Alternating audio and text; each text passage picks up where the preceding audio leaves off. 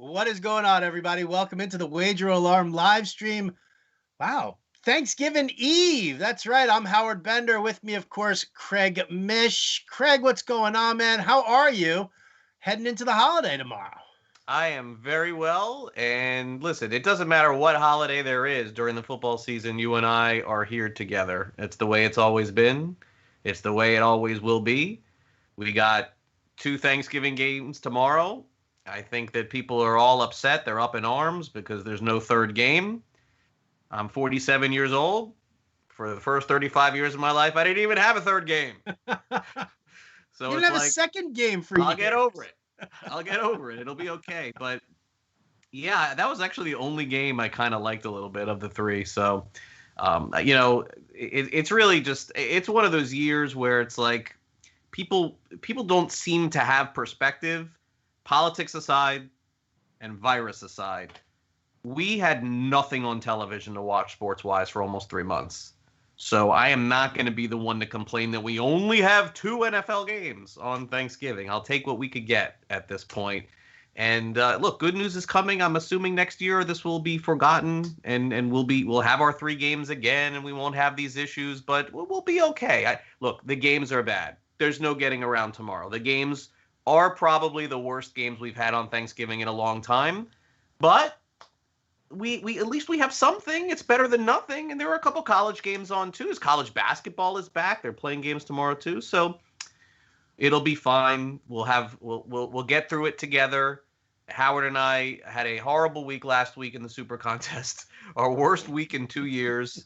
And honestly, I'm ready to move on from that and get to some picks this week. In fact, had we not had the Colts, that guy Blankenship, had Valdez-Scantling not fumbled and Blankenship kicked that field goal, we may have lost every game last week in the Super Contest. So if had we gone 0-5, our season's pretty much over. We have no chance to cash because all the work that we've done to this point is gone because we were -5. -3 and -5 is a big difference there. So I felt very fortunate that we pulled that out. But with full transparency, the picks that we had were just not good. Sometimes you do not read the games right. I hate being on the side of the public. It turned out we were last week. Some of the most picked games we were on the side of too. And in general, that's been okay this year, but it was not last week.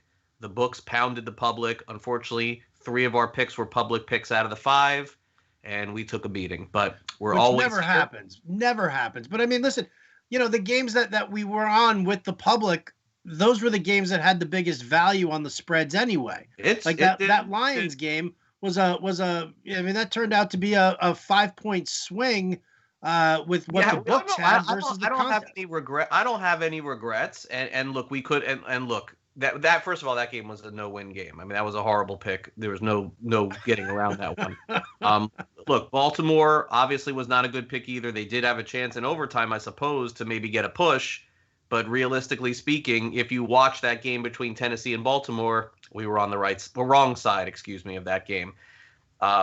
New England and Houston. I mean, New England, it was exactly how we drew it up. Last minute of the game, they got the ball, chance to tie or win, which is exactly what I thought would happen, except for in this case, they did not. And that's a 50-50 toss-up at the end of the game, given the spread was -2. Don't really have a lot of regrets about that. New England's in every game till the end. And Houston seems to be doing that to teams in the end, too. So that was a loss as well. What was the other loss that escapes me right now? The Falcons. Atlanta. Yeah, Atlanta was the most popular pick. It was one of the most popular picks on the board. Nobody really knew what to think of Taysom Hill. The pick looked great in the first half.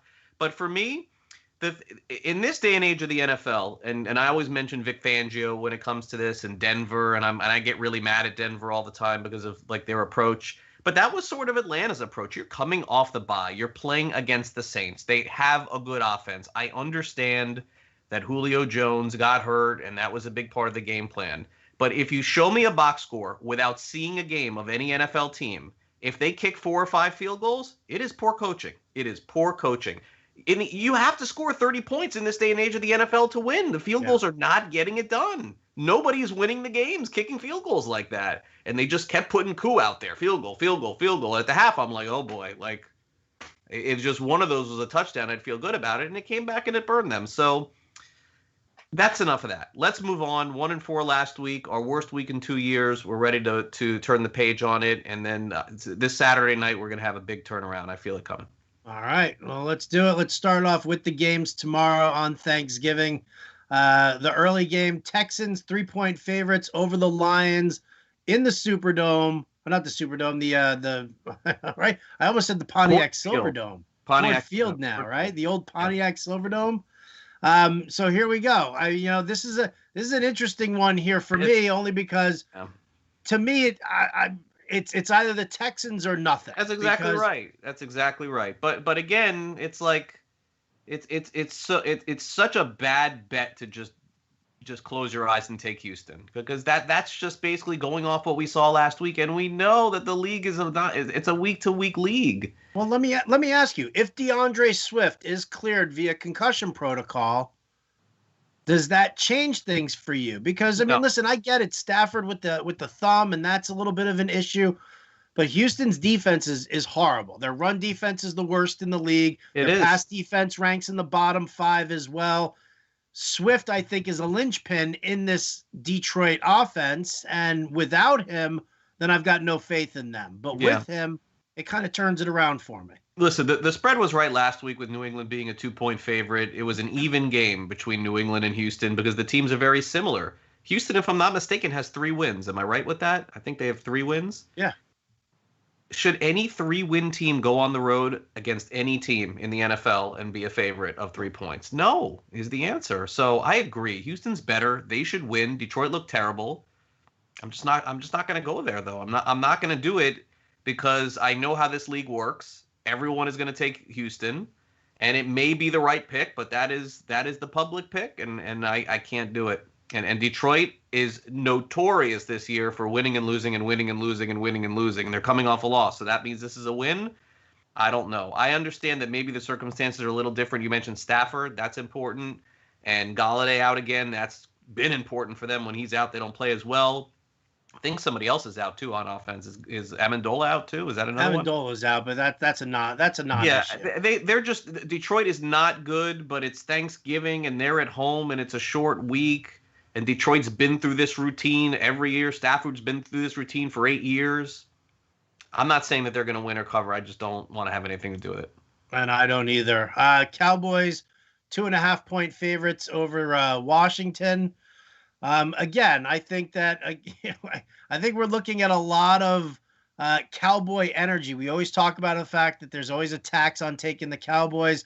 The Cowboys beating Minnesota last week does nothing for me. It does absolutely nothing for me. Yeah. So I can't get behind that. If I had to lean in this game here, I'd lean Washington and taking the points. I would too. Absolutely. And if it was 3, I'd feel really good about it. It's 3 right now in some places. Online, if you play where you could buy half points, that's what I would do. You're gonna lay minus 125 or 130 to win 100 if you're $100 better. Total's interesting a little bit for me too. I think it's 47. I mean, like under in that one. Maybe a lot of running. And again, 2 teams that it's like you talk about kicking field goals, like they'll take any points they can. Whoever comes out of this game is like the favorite to win the division. So this is not a caution to the win type game for either team. And Alex Smith is not a guy who's going to throw bombs. We know Dalton isn't either. I see a low scoring game, and I think Washington has a very good chance to win this one. Washington is virtually in every football game they play. They really are. So why not take the points? Take your shot. There's 40 seconds left in the game. Maybe Washington's down 2. Alex Smith has the ball. You roll the dice. You see what happens. So a coin flip game for me on that one. The other one, you made a very good point with Houston. Houston definitely they have the best player on both sides. That we can agree on. Yeah. But I just don't want to lay points with a 3-17. No, I'm just not going to do that. It's like laying points with the Chargers. So we'll pass on both games. We're not going to pick the games in the Super Contest, so we can move on to Sunday. Beautiful. All right, let's do it. We can start it off with, we might as well start and talk about Steelers-Ravens because the Westgate's got it on the card here. The game got pushed to Sunday. Yeah. Steelers are favored by 3.5 points. If I had to lean on any of these, I would probably lean Steelers here in this one. Not for the fact that they're 10-0 or anything like that, but Listen, even with the extra 3 days, J.K. Dobbins isn't coming back. Mark Ingram isn't coming back.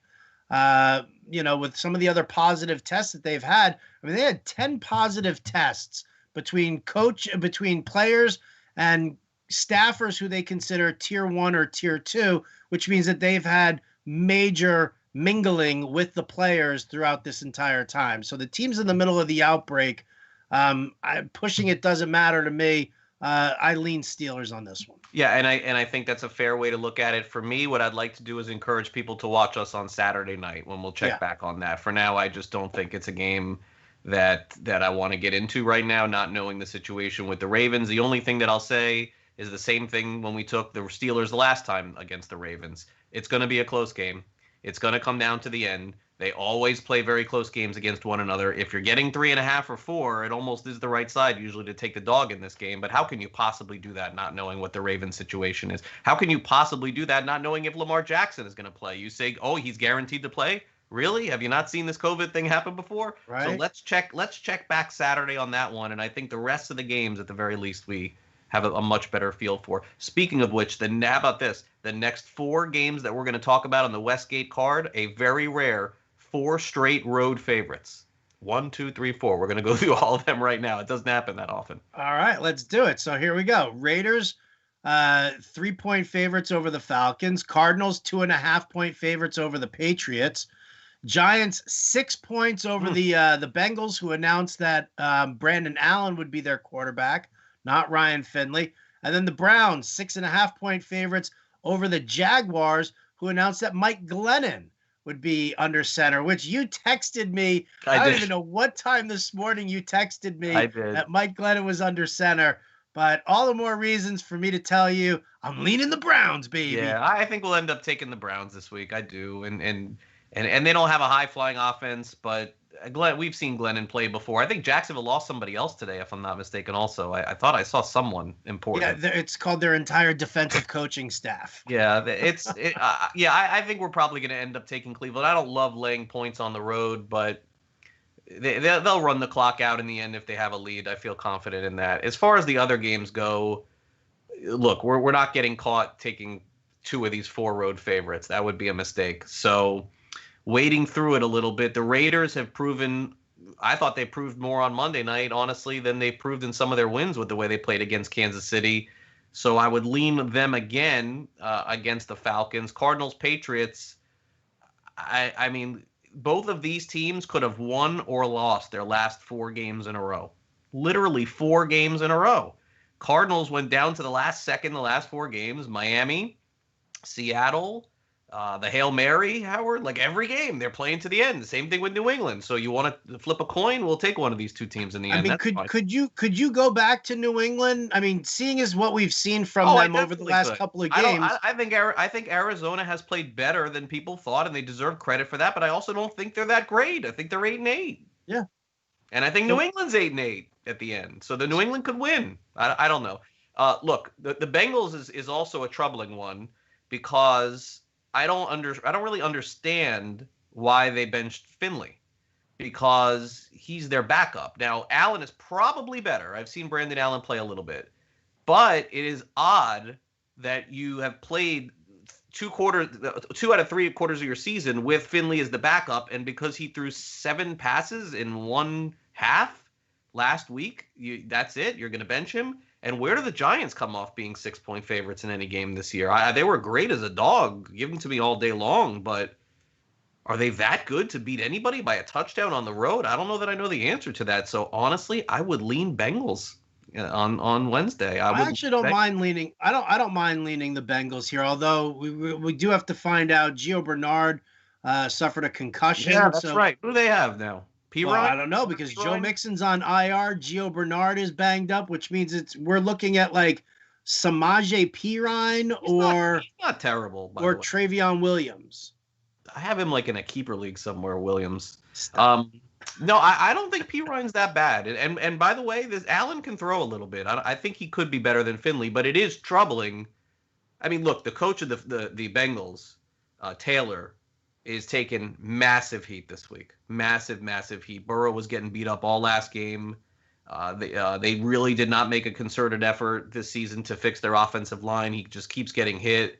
And, there's some people that thought that, hey, look, at some point you got to do like what Miami did, and you got to pull Tua out of the game when you got a guy like this playing in a meaningless season, and they didn't do it.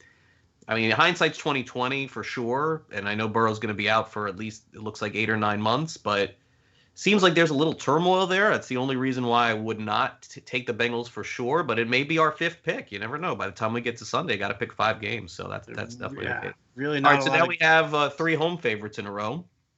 We have Minnesota taking on Carolina -3.5. Colts -3 at home against the Titans. And we were on the Colts a couple of weeks ago when they beat the Titans, by the way, a favored. Interestingly enough, the Colts were a 1-point favorite on the road against the Titans. Now they're only 3 at home against the Titans. That's interesting. And then Buffalo plays the Chargers. They're off a bye -5.5. I guess my early lean in this would be to take the Titans. I don't know why. I just I watched the Colts last week, Howard. Start to finish, really wasn't all that impressed. Thought they were very lucky to win the game. They were down huge, and then, oh my gosh, in the second half, Green Bay just gave them the game. And I know that Indy played very well that first time against Tennessee, but I don't know. Something tells me the Titans have a chance in this one. I don't know. That's my early. Well, one thing that we do know is defensive lineman DeForest Buckner actually went on the reserve COVID list for the Colts. They weren't specific as to whether or not it was a positive test for him or if it was via contact tracing. But that's something you're going to have to watch, because if the Colts defense gets hit with COVID, that's that team's bread and butter. I've lived and died by the Colts defense throughout the year. They've been the best. They were fantastic in the second half of that game against Green Bay. But yeah, it was like a fluky second half to me. It was really fluky. And I know the Colts probably could have nailed it down in the end if they hadn't had 12 holding calls in a row. I mean, that's obviously, but I'm not a believer in the Colts. I'm really not a believer in the Titans either, but I look at the Colts record and think that's a team that's going to lose in the first round of the playoffs. You just don't like the offense. I mean, when you look at Phillip Rivers, you don't love Phillip Rivers. You look at the backfield, you're like, I don't know what to do with this backfield here. This three-headed monster that they're doing. Yeah, I think Hines is okay, but they don't have. But I mean, you just they don't have receivers. Pittman scored. I don't even know how he scored a touchdown on that play. It was like nobody even covering him. He just ran straight ahead, and no one was there. So again, I don't. I mean, we'll Saturday. At least I just want to give a lean out on that one, and I want to lean toward Tennessee, Minnesota, Carolina. I mean, only way I would go is Carolina. They're probably the most impressive to me of any team in the NFL this year. They literally played one bad game all year, I think. So. I would lean Carolina. I think that's it for Minnesota after last week. I think that they had that nice 2-game win run, and then that was it. So I'd lean Carolina. All right, yeah, I lean Carolina as well. I'll lean Titans with you. Coming out of the bye, I got to lean Bills. I would never take the Chargers here. No, no, I wouldn't do it. Yeah, as good as Justin Herbert. Herbert's playing fantastic. You know what's interesting to me about Herbert? Everyone is saying how great Herbert is. And look, I'll be the first one to tell you I'm completely wrong. I watched Herbert play 4 years at Oregon. I never thought that he'd win Rookie of the Year this year. I probably would have given you 5 guys ahead of Herbert. Played with the same offensive line for 3 years in the Pac-12. I mean, I just never thought. And when you really think about it, Herbert, right, playing with the Chargers, isn't he doing exactly what Rivers did in his first couple of years with the Chargers? Rivers played so well they got rid of Drew Brees. He had Antonio Gates. He had LaDainian Tomlinson. He had Vincent Jackson. And Rivers never won anything with the Chargers. I'm not saying that Herbert will win, but people need to slow down on this guy. Like, he's doing exactly what Rivers did. It should be no different. So I'm with you. I would lean Buffalo here. I don't believe at all in the Chargers. And they didn't play. And even if the Chargers are up in this game at the end, they just let teams back. I think they need a coaching change, too.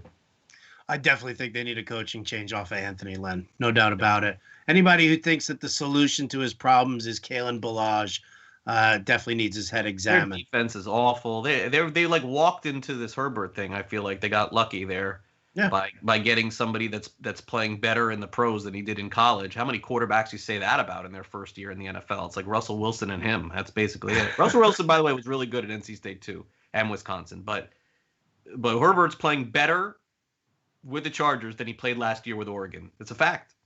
All right. One more game on the early slate. That's Miami going to the Jets.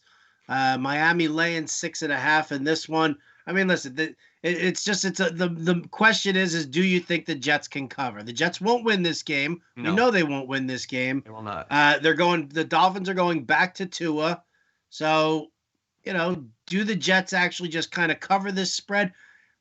To be perfectly honest, with Joe Flacco, Brashad Perriman, Jamison Crowder, Denzel Mims. The ground game's a mess because they just put LaMichael Pirine on injured reserve, which means that it's going to be Frank Gore, and I think they signed Josh Adams. I think was the.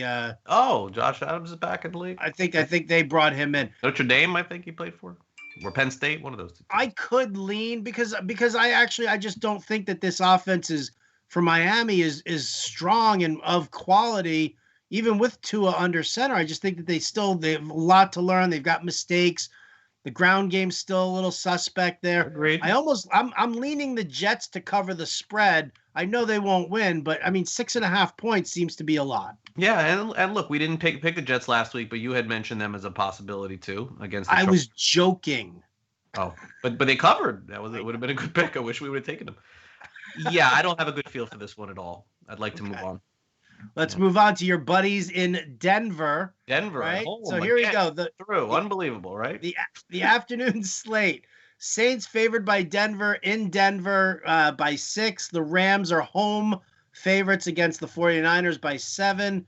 And then the Chiefs are a road favorite by 3.5 over Tampa Bay. Yeah. So first of all, what everyone needs to know about the Chiefs Bucks is this is going to be one of the most bet games of the entire season in the NFL. Everybody loves the Chiefs and they love Tom Brady. This is the most public game you'll ever see until we get to the playoffs. So probably not going to be a lot of line value. I find it hard to believe this line will move at all. This is 3.5, and I think it's stuck at 3.5 the entire week. I don't see it moving, but we'll get to that game in a minute. Look, Denver at home is so odd. I don't know. It's just the same thing with them every year. They don't always win all their home games, but no matter what their record is at the end of the season, they're probably going to be 4-4 at home. They're probably going to be 4-4, and they'll only win 5 games all year. But second half of those games, the altitude must be a thing. It's got to be. It happens every year. Right. The question is, do you believe what you saw last week is real, and can you go back to them again saying that same story and saying, oh, they're at home against the Saints? I don't know that I want to do that. I wish I would have taken them last week. I don't know that I want to do that this week. Rams, 49ers, I think this line is correct, and the 49ers are only 7-point underdogs because they're coming off a bye and they're going to get some guys back finally this week, so they're not going to be completely decimated like they've been for the last few weeks. And let's be honest, this is a bad spot for the Rams, right? Like, it really is. Like, they have played amazing. They have the last month of the season, they have probably been the best team in the NFL or close to it. So that's why they're laying 7 in this game. They are due for a letdown. But do you back the 49ers? It's going to come at some point for the Rams. They're not winning every game of the rest of the year, and my guess is they're going to lose a couple more. Yeah. So at some point they're letting down. It could be this week. This is a bad spot off a game. Huge game on Monday night. Huge win. What usually happens after that? The next game? What do the Rams do? They win like 28-26, something like that. So my lean would be San Francisco. And then in terms of Chiefs-Bucks, I would lean Tampa Bay here. I would lean Tampa Bay. Home dog. Brady has been pretty notorious now for playing poorly and then coming back and playing well. And look, the Chiefs didn't cover against the Raiders this past week. I think the Bucks offense is good enough to stay in the game. So my leans here would be Bucks plus 3.5, 49ers plus 7. I have no opinion on Saints Broncos. All right, Sunday night action. Packers hosting the Bears. Packers favored by 9.5. I mean, it's a lot of points to lay, but I don't know how you even remotely take the Bears. Yeah, you can't do it. I just can't do it. No, you can't. It's either Packers or nothing. Trubisky, I suppose, may get an opportunity to play again, and like, imagine in week 2 after he was benched, us saying to each other, Howard, in 2 months from now, we're going to be saying, oh, Trubisky is back, and that's a good thing. I mean, that would have told you that Nick Foles was even worse than Trubisky. I can't even believe that's possible with how bad they've been. That's another team very poorly coached, especially on offense. This game, the Bears are like a gift going under the total, like Cleveland. That's probably the best bet of in this game. But I'm with you. I'll pass for now. All right, Monday night action. Seattle flies across country again to take on the Philadelphia Eagles. This one, I gotta tell you, in all honesty, like I hate going against Russell Wilson, but I'm leaning Eagles right now. Seattle does not play well when they go across country. We've seen that before. They had a real tough time the last time. I guess it was Buffalo when they did that. Monday night underdog. Well, yeah, Monday night dog is definitely the way to go. The underdog. How many times have the underdog covered in a row on Monday night? So what, gosh. 4 or 5 times in a row now? I think the Bears may have played Monday and did not a couple weeks ago, but beyond that, you had the Jets cover, the Giants cover, the Rams cover. I mean, it's just like it's happening like the first couple of weeks it didn't, and now it's on this unbelievable run. I'm with you. Look, I go all analysis. You're like Monday night dog, done. I mean, I'm with you. I'm with you here. And it's a disgusting pick to have to take Philadelphia here, but you kind of feel like the Eagles are so far back against the wall here. It's like, of all the teams on the schedule, and again, their backs were against the wall last week too. Sure. I refuse to make any excuses for Carson Wentz. I think I made it pretty clear how I felt about this a couple of weeks ago. Yes, and you and the madmen over there were all yelling at me, telling me I was wrong about that one. So maybe I still am, and maybe Wentz will play well. But look, Peterson said that Wentz is the quarterback. He did not give the endorsement that he had given previously with that, so I'm gonna guess this is it for Wentz. Like I cannot imagine if they lose this game that he would start again. I think Jalen Hurts has got to get a shot. Every other rookie quarterback is playing pretty well, and Hurts was fantastic at Alabama and at Oklahoma. I mean, honestly, like you took the guy in the second round. I know you took him as an insurance policy, but it's time to cash in the insurance policy. Eagles could still win the division. If the Eagles win this game against Seattle, Howard, who's the favorite to win the division? It's the Eagles, for sure. And all they have to do is win this one game at home. So I'll lean Philadelphia, and we'll circle back Saturday and see. I can't believe that that's the direction that we will have to go here, but why would we go against the most unbelievable trend in the history of football? I can't do it. Can't do it at all. All right. Well, that's going to do it for us here tonight. Again, Craig and I will be back Saturday night. 8:30 p.m. Eastern. We will make our picks. Obviously, 5 coming from the weekend games. Nothing on Thursday night. Oh, how are we going to get to 5? Right? I know. 5. Well, we got those four home dogs where in a row. Where are we coming out of here thinking? Cleveland? We're coming out of here thinking Cleveland? Yeah. Tennessee?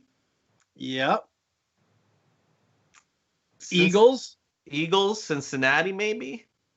Right. Maybe Jets. Maybe Jets. Gross. Gosh.